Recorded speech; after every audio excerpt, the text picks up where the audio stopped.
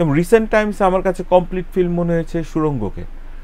মানে যেভাবেই হোক টিম ওয়ার্ক বলেন, ডিরেক্টর রায়হান রাফিরকে আমি অবশ্যই ক্রেডিট দেবো যে এইটার যে স্ক্রিন প্লে ডিজাইন আমার দেখা বাংলাদেশের সবচেয়ে perfect film up to this day, till this date is সুড়ঙ্গ।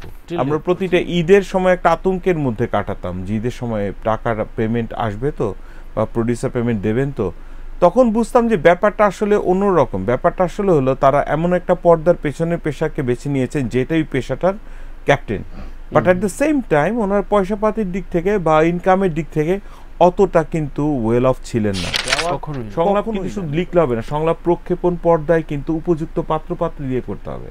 সাপোজ আমি যদি মান্না ভাইয়ের ডায়লগ যদি রুবেল ভাইকে দিয়ে দেই, ওটা একসেপ্ট করবে না। আবার যদি রুবেল ভাইয়ের ডায়লগটা নায়করাজ রাজ্জাককে দিয়ে দিতাম, একসেপ্ট করবে না। অত এরকম কিছু ক্রাইটেরিয়া আছে সংলাপের ক্ষেত্রে।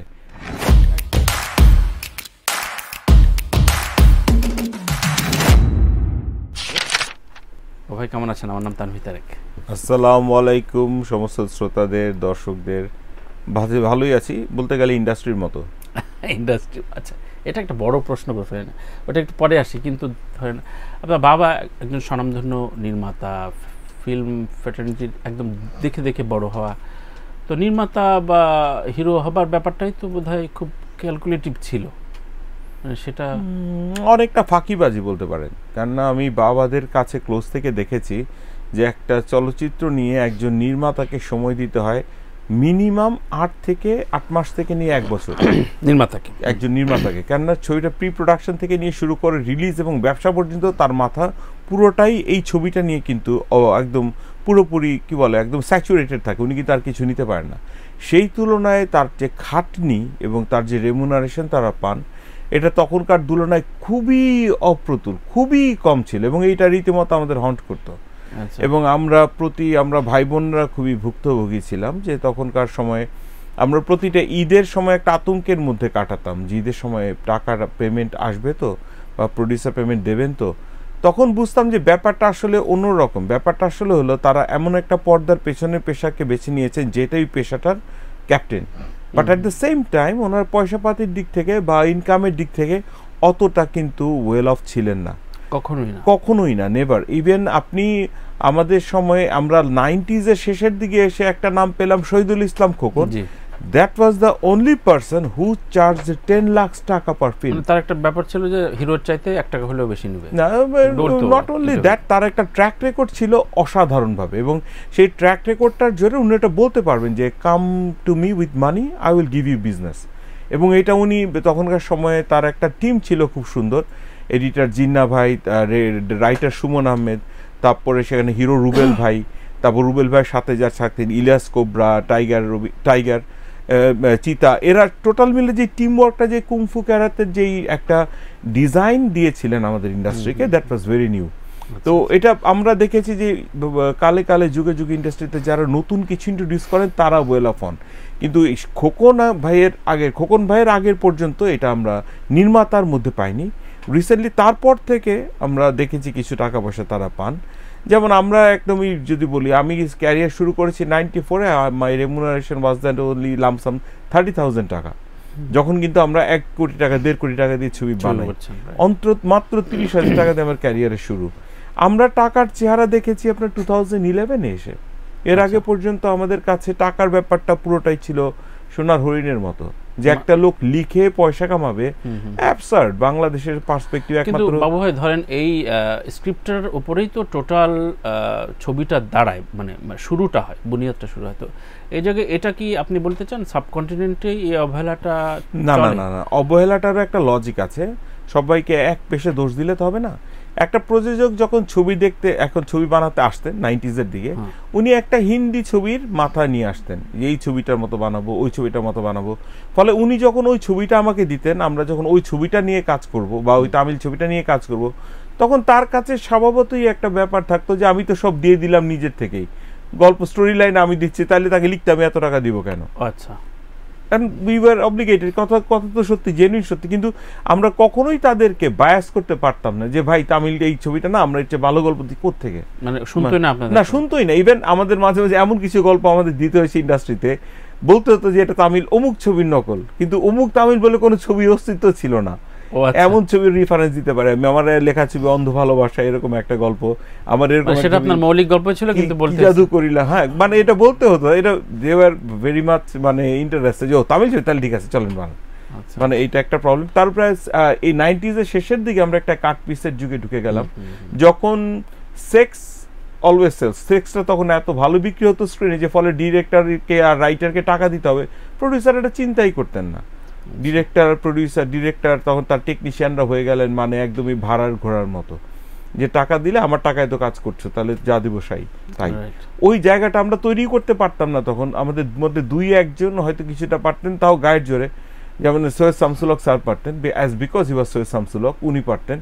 উনি একটা ছবির স্ক্রিপ্টের ইন্সপেকশন করতে 1 লক্ষ টাকা নিতেন তখনকার সময়, সেই 80s এর কথা বলছি আমি। আচ্ছা আচ্ছা, মানে এডিটিং বলছেন, মানে না এর মানে একটা স্ক্রিপ্ট তাকে স্ক্রিপ্ট লিখতে সাধারণত হয় মোতালেব সাহেব, নয়তো আমার বাবা বা সামওয়ান কেউ, শাওন সাগরের প্রোডাকশনের স্ক্রিপ্টগুলোতে, এবং এটা দেখার দায়িত্ব ছিল বা এটাকে বলে স্ক্রিপ্ট ডক্টরিং এর দায়িত্ব থাকতো সৈয়দ শামসুল হক স্যার। আচ্ছা আচ্ছা, উনি সেগুলি বিখ্যাত ছবি, জাদুরবাসী, বিখ্যাত ছবির উনি স্ক্রিপ্ট ডক্টরিং করে দিতেন, এবং এইটার তার জন্য সেই সম্মানটাও উনি পেতেন, এবং সেই সম্মানটার জায়গাও ছিল সেই প্রোডাকশন তরফ থেকে।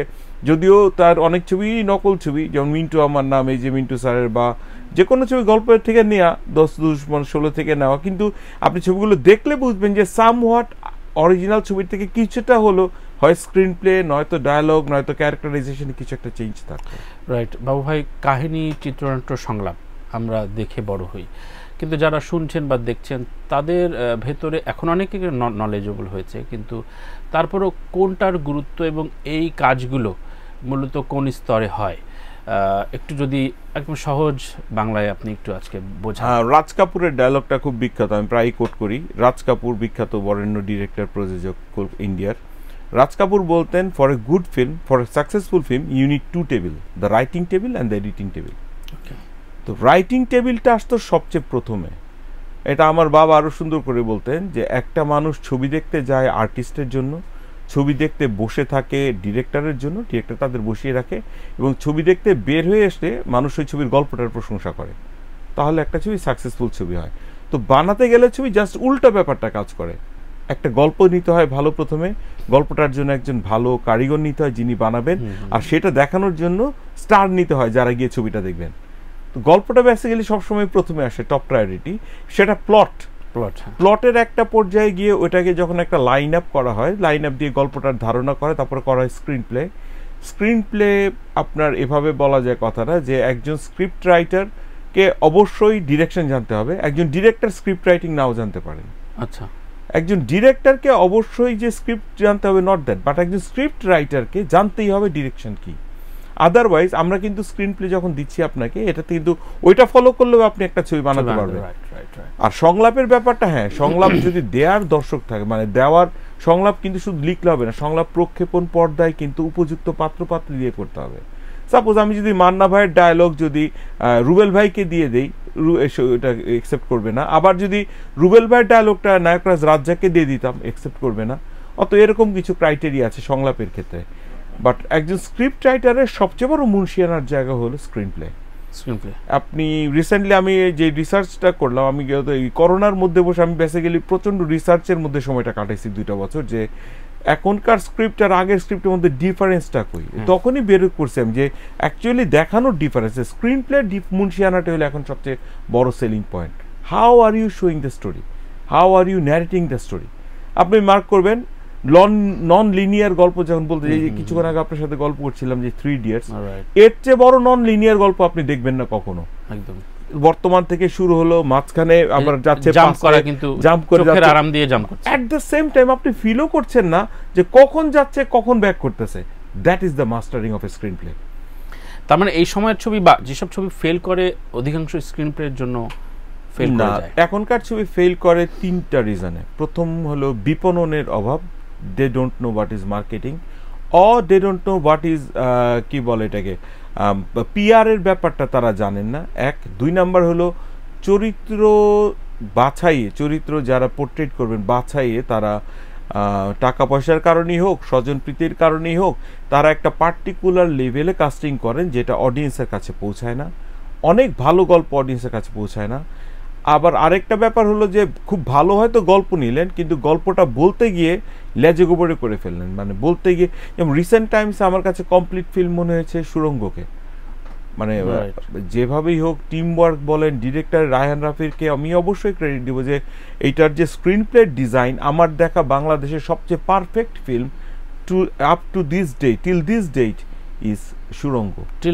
টিল দিস ডেট কেন বলি আমি, সুড়ঙ্গতে everything was perfect, sound recording was perfect, songs were perfect, acting was perfect, screenplay was perfect, DOP তো মাইন্ড ব্লোয়িং কাজ করছে, দ্য এডিটার অন্তর ফাটিয়ে ফেলছে অন্তর, মানে এক্সেলেন্ট এক্সেলেন্ট এক্সেলেন্ট, মানে প্লাস ওইটার ক্যারেক্টারের চিত্রায়নিক যেই বাস্তবতা নিরিখে যেই চিটাগাঙের লোকদের মুখে চিটাগাঙের গালি বা বুলি যেটাই বলি না কেন এনেছে।